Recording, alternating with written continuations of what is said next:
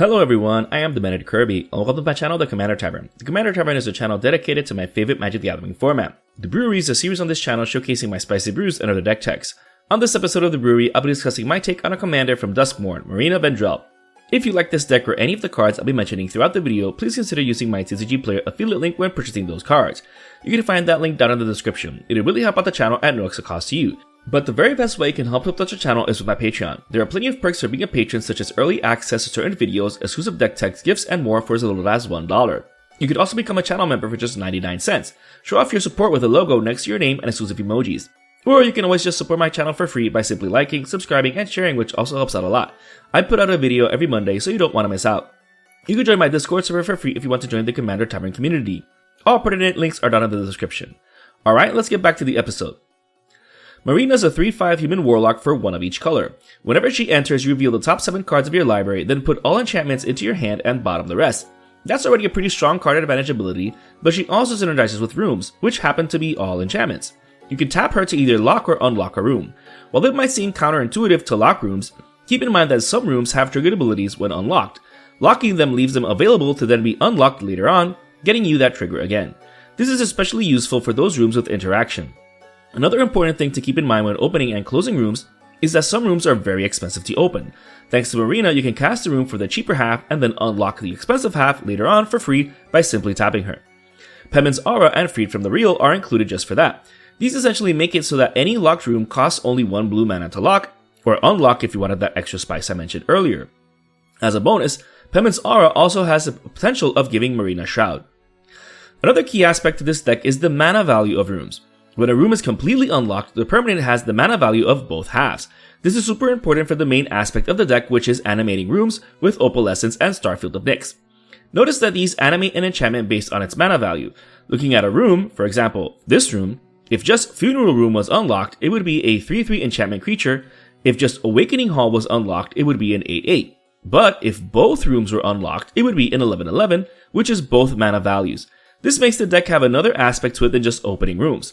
While this room is not in the deck, I showed it here as an example of how to make the absolute most of them for this deck. Not only with the commander, but with aggroing out as well. As a bonus, Starfield of Nyx can also animate an enchantment at the beginning of your upkeep.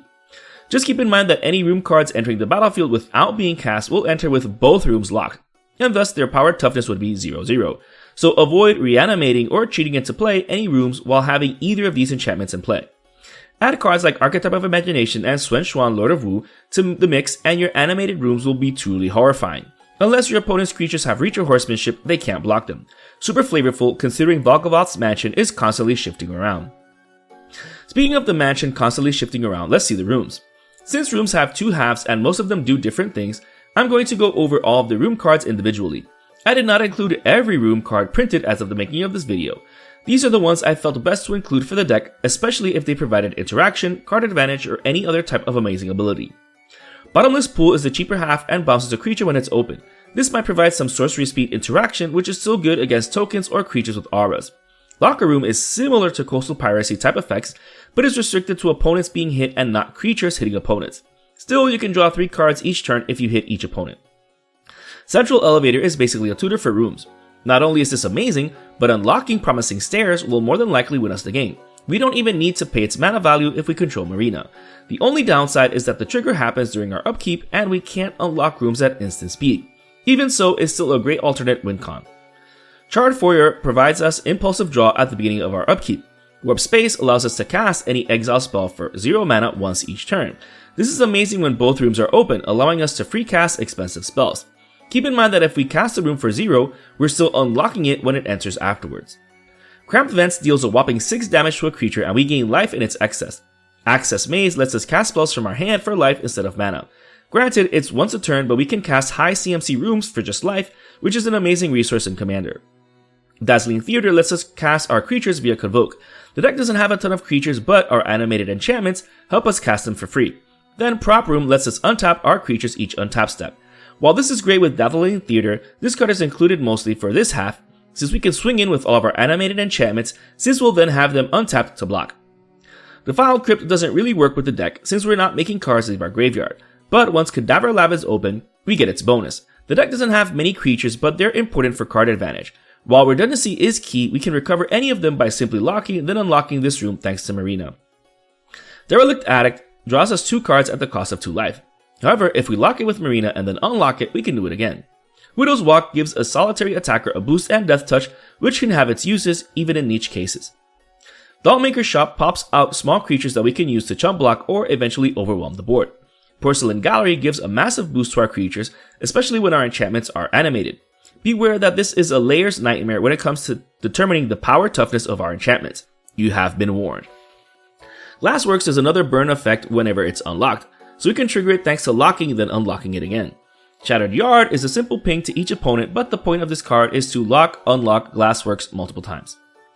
Greenhouse further helps our color fixing, which is great for a 5-colored deck like this one. We don't really care about Rickety Gazebo, but if we really needed to recover permanents from our graveyard, we just unlock this and mill 4 cards. Mead Locker provides temporary interaction in the form of stun counters. Drowned Diner is a great room to lock and unlock multiple times thanks to Marina, drawing us 3 and discarding 1 whenever we do. These types of rooms that have a one-time only unlock bonus are amazing because they give us things to do if we're able to lock and unlock them multiple times. Mirror Room is amazing, creating a token copy of our best creature. Just make sure it's not legendary.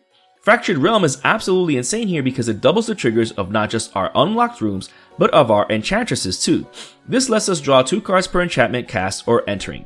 Best of all, it might only cost tapping Marina to unlock, saving us that 7 mana. Painter's Studio lets us impulse draw 2 cards, which is good if we're able to unlock this multiple times. The Face Gallery is also amazing in the deck, especially when we're attacking with multiple animated enchantments. Restricted Office is a board wipe in case of emergencies. It will get rid of most of our creatures if they were animated rooms, so keep that in mind. Lecture Hall is amazing to unlock with Marina, bypassing that whopping 7 CMC. Giving our other permanents hexproof is amazing protection.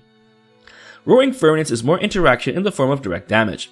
Steaming Sauna gives us an unlimited hand size, which is amazing considering the amount of enchantress effects in the deck.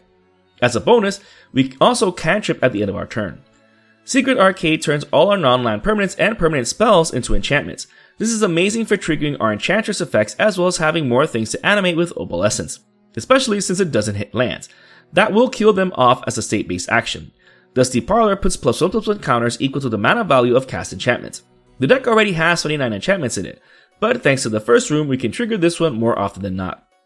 Smoky Lounge gives us 2 red mana to cast and unlock rooms. This is nothing to scoff at in terms of mana acceleration. Misty Salon is interesting because it rewards us for unlocked doors amongst rooms we control. As the game progresses, these spirits might be smaller, but we can just lock rooms or not unlock them if we don't need to. Unholy Annex draws us a card and then drains the table for 2 if we control a demon. Good thing that Ritual Chamber gives us a 6/6 flying demon when we unlock it. And, you guessed it, we can lock and unlock this multiple times to get more demons. Last but not least is Walk-in Closet. This one lets us play lands from our graveyard, which the deck's 10 fetch lands will undoubtedly appreciate. Not only that, but Forgotten Cellar is like a one-time only guy as well, letting us play from the graveyard. Fortunately, if we lock the room then open it, we can do it again. Even more ways to take advantage of rooms is the fact that they're enchantments. Being 5-colored means that we can include all of the best enchantress effects legal in the format. The decks running are Gothian Enchantress, Sith's Harvest Hand, Enchantress's Presence, Mesa Enchantress, Satyr Enchanter, Verduran Enchantress, and, to a certain extent, Tuvasa the Sunlit. All of these trigger whenever we cast an enchantment. Including the rooms, the deck is running 29 enchantments, so it's safe to say that these will trigger more often than not. As a bonus, Tuvasa becomes yet another beater for the aggressive strategy. Other Enchantress effects include Entity Tracker, Invasion of Theros, Citizen Champion, and Eidolon of Blossoms. These trigger when enchantments enter the battlefield, which, as far as this particular deck goes, is essentially when we cast them. The battle in particular isn't what draws us a card when we get an enchantment. However, when it enters the battlefield, we can tutor for any aura, which is another way of getting either Pemin's aura or Freed from the Real. It's when we transform it into Ephara, Ever Sheltering, that we draw a card whenever an enchantment enters the battlefield. Not only are we getting that Enchantress type trigger, but Ephara is an indestructible beater or blocker. Entity Tracker is even better because it also triggers whenever we unlock a room. Hopefully, we'll be doing that pretty frequently with the deck. Reliquary Tower is included due to how many cards we're able to draw with this deck. While the deck is 5-colored, this is the only colorless mana source in it, so it won't affect our color fixing anytime soon. Although you can add any combination of rooms you want to your own Marina deck, keep in mind that you'll still need tried and true interaction as well as mana acceleration.